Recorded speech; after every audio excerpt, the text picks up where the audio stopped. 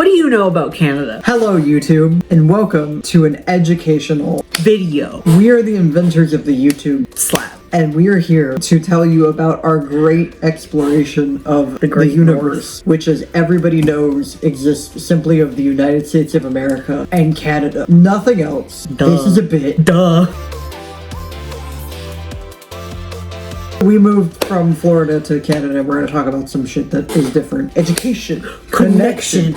Get connected for free. Step one. They don't have that here. Pretty Education? whack. No. Education connection. I don't think. Kai's number one thing is educationconnection.com Doesn't exist. I'm doesn't upset. exist in Canada. I'm upset about it. I'm hurt. I'm offended. Somebody do something. All right, Jade, we're going to read this list for us. First things first. We kind of made this list, like just little things that we've noticed. It's nothing like that intense. It's not like a nothing crazy thing. It's just more like, since we've been here are some things that we have seen that we're like, oh, or whatever. that's new and exciting. I don't think there's been anything bad so far. I've missed Aldi's. Well, we have Freshco now. We have I do like Freshco. Freshco, and I like no frills.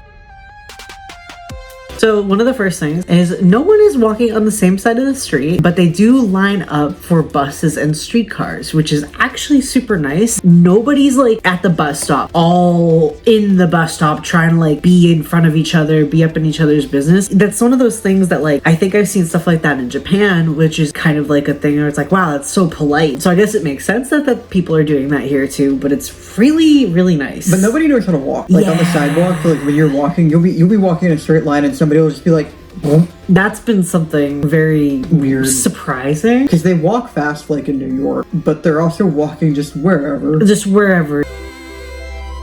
Another thing is that the food tastes better, both like stuff we get from the grocery store and also every time we've eaten out, we've just been like, holy cannoli, this shit good. The side effect of that is that everything goes bad quickly. I've had cream cheese go bad, and a fun fact about me is I have a bagel almost every morning for breakfast, and I put cream cheese on that bagel. So the fact that it went bad. So how did that happen? Clearly no preservatives, or less certainly. We just got a pizza, like a bake in the oven pizza. That Every was bake in the oven really pizza we had has been like wildly good. Like I would be happy with that at a restaurant. Like I was really surprised. Very delicious, very yummy. Congratulations, Canada, on your unchlorinated chicken, I'm sure.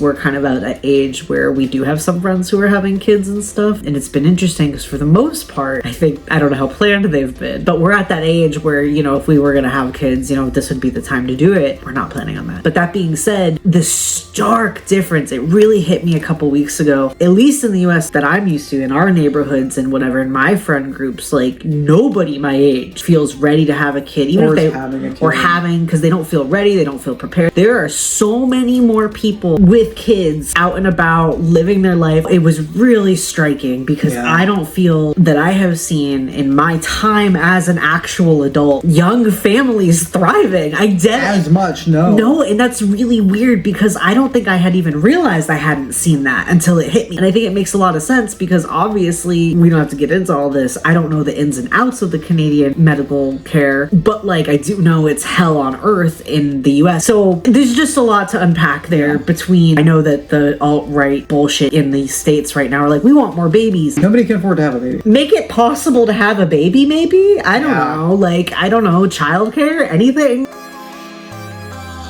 Another thing, so number four on this list, we're in the downtown area, but despite that, like, there are so many gardens and little tiny green spaces. Admittedly, we're here right as spring hits, and so we're seeing all the flowers come in and bloom, but compared to Orlando, I have never resented the Florida landscape more. I think there's something to be said not only about location, but the psychology. Everyone's yards, and they're small little yards, but they're gardens. They're very lush. They're lush, they're beautiful. There's dandelion, there's tulips, flowers I've never seen before. Like I remember my house growing up, we had some hibiscus, more or less. That was it. It was like very manicured, you know? Yeah, like my parents have a little area around their mailbox that's for flowers, and everything else is just yard. Everything else is just grass. Never resented a yard more. Like at least in the American sense. The American concept of a lawn. And also the grass is better here. Yeah, the grass is bigger and thicker. Hate the grass in Florida.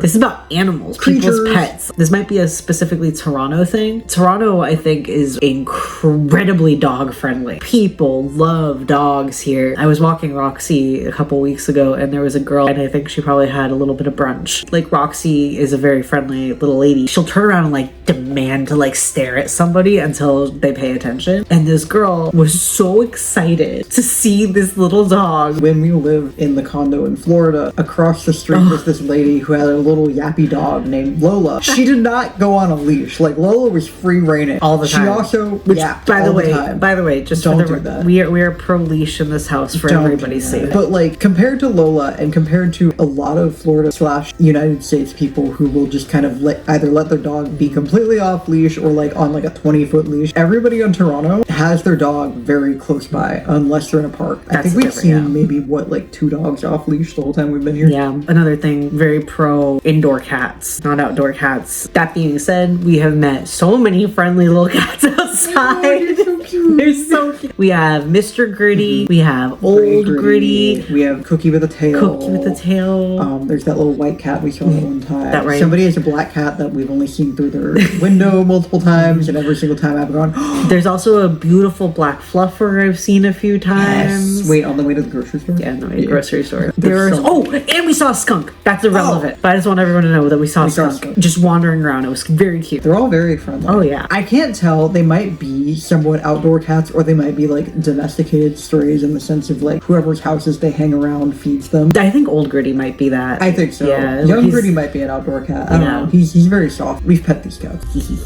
Hello, Torontians. We are You're here to petting pet your cats. We didn't bring a car here because it cost a shit ton to park a car, and we didn't want to deal with all that. But luckily, public transport is swag. I know. I feel like everybody, they're used to a city. Like, if you grew up in Toronto, I'm sure you feel that it is really bad. You, having grown up in Atlanta, I know, don't think Atlanta is objectively bad, to be fair. You're kind of proving my point, because I think anybody who's somewhere that they're used to and grown up around. However, in comparison to nothing, which Orlando has nothing, I have never had good public transport except for when I've been in Tokyo. It's awesome. I also just feel very confident in my ability to get around here. The night we got here, we got in really late, and because we had all the pets, Jeff stayed with the pets, and I went to return the rental car by myself. My main public transportation experience is Tokyo, which is a lot, so I was like, I got this. But the point is, I guess, is that I did, even though I was exhausted, even though the rental car shit went wrong a little bit, like all these things.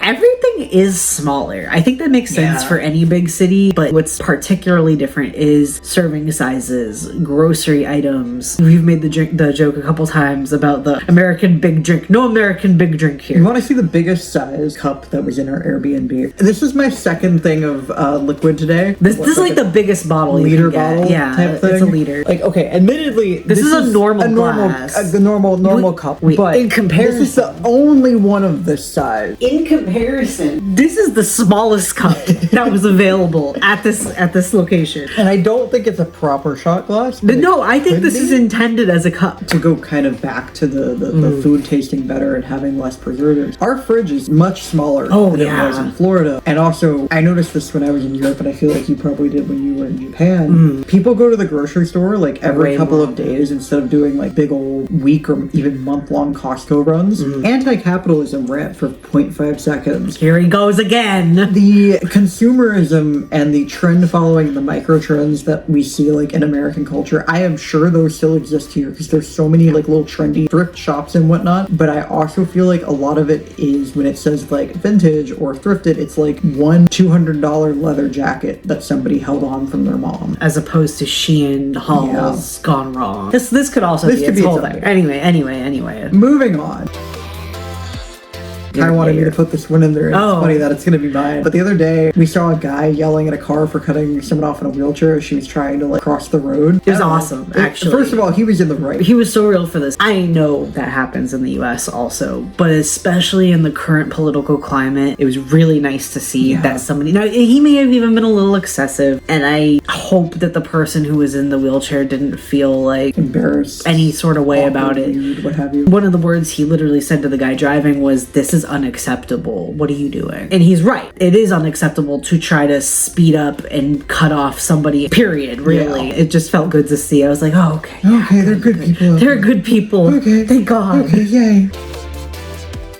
Kind of related, I do feel like everybody here is nice without being like superficial about it. Our upstairs neighbor has been very friendly. Shout out to Jason. We had some issues with the plumbing and he was like, let me come in and like explore this and see what happens. And most everybody we've interacted with, like I wouldn't say, it's not like Southern hospitality where they're all smiling and super friendly and making like random ass small talk. It's more just like they're self-aware that you are also a human person going through life for the first time and they will act accordingly. Like the lawyers and what people we've talked to have been understanding of our situation, but then also when we say something ludicrous, they're like, I'm gonna hold your hand when I say this. Are you sure about all that? No bullshit. No, oh, that sounds really interesting. You should like, just straight up. A very good combination of honesty and calm gentleness. Like just like it feels very no bullshit. Yeah, but in a just, I'm minding my own business, but also like I'm gonna hold the door open for you. Like I think that's actually a Canadian stereotype, is like the door being held open type of thing. At least for us, I think it feels really, it's like a breath of fresh air. It's kind of hard to fully like put into words, but it's comfortable. It's comfortable, I think, maybe.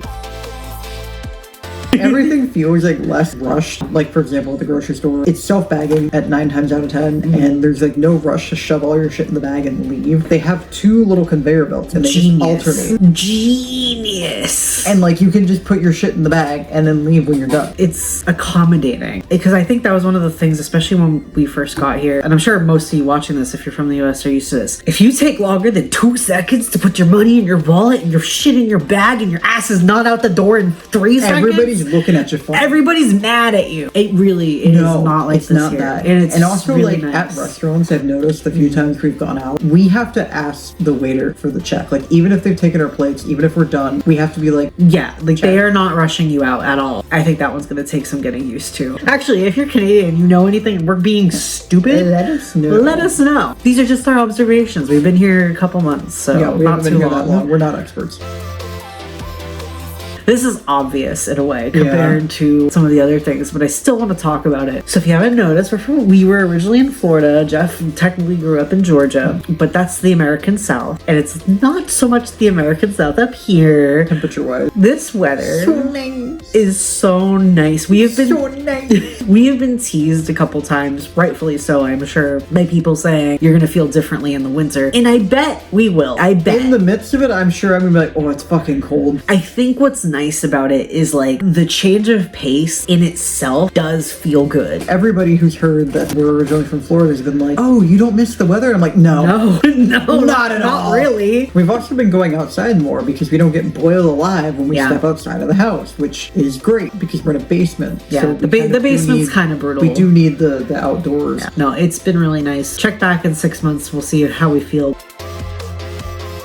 You want to say the last thing you put on the list? That was really, really insightful and tells you a lot about Toronto. No, I don't think I will. Do you want to say it? Unfriendly. Here's the thing with this bonus thing. It doesn't mean shit, but I have a habit. It's not true. It means a craving. I don't think we're pronouncing it right, and I'm literally in the middle of trying to work on my French because Canada. Anyway, I have this habit, for any reason, if left in silent, I will just read words from wherever. And I got a bag of chips earlier, and I said from the bag, unfringle. And now you know. It sounded like nonsense. I didn't believe him at first. You were very concerned. Anyway. Thank you all for watching. We hope that you have learned something about Canadian things from a perhaps dumbass American perspective. You kind of pointed this out earlier. I kind of was like, well, this is a fun little video idea. Will it be entertaining? I don't know. I do want to do more content like this, but I think what's fun is it will be fun later to see what our opinions have changed. I don't know. I hope you guys had fun with it. If you like this video, if you like us, or if you like 2 gay idiots saying whatever comes out of their ass, you should hit the subscribe button. Smack that subscribe button. Smack the like button. Ring that bell button. Join our Patreon. Comment something you know about Canada that you think we might not know. Or give me a squirrel emoji. That's your assignment. Do it. Do it. Bye. Bye.